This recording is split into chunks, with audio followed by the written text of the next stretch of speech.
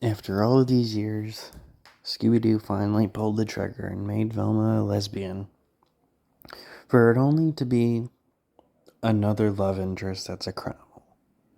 If you didn't know, they've done that before in the Phantasaur, where the dude she likes turns out to be a bad guy and asks to still date her after he's getting arrested by the cops.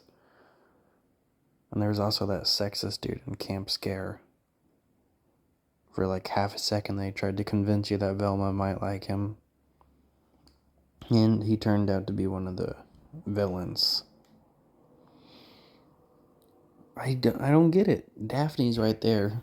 It's not like Daphne's dating Fred in this. I genuinely think this movie was hilarious. There was a lot of funny moments. I do think there's too many meta jokes though. Like, oh, this is a movie. Like Scooby-Doo straight up says, I'm the face of the franchise at one point. But I do think there is some really funny moments. And I honestly love the animation. It's very different from most Scooby-Doo movies. It tries to change. And it does very well with that. I do think it was a bit generic that the villains of this movie, though, were, like these kind of robot things. And they were literally just the exact same as them. Just no Shaggy and Scooby and Fred, but Ghost. Very generic. Some of the designs are really cool. I think Scooby and Daphne looked really cool. Though Daphne's ghost isn't even on this poster. Poor Daphne.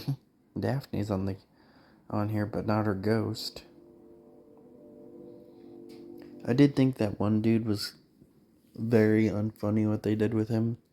It's like this typical goth, scary character, and I feel bad for him for a little bit.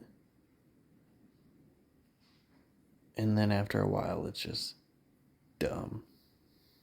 And then eventually he takes it off to reveal that it was a costume this whole time, and he's like this buff beach bod dude. That wasn't very funny, unlike most of the movie. And they, like a big plot of this movie is that the big villain of this movie is from the original 1969 show. She has been the Scooby-Doo's villain all along. Like, she's the one that's given all the villains their costumes. So it ends up to being a lot of the 1969 show references.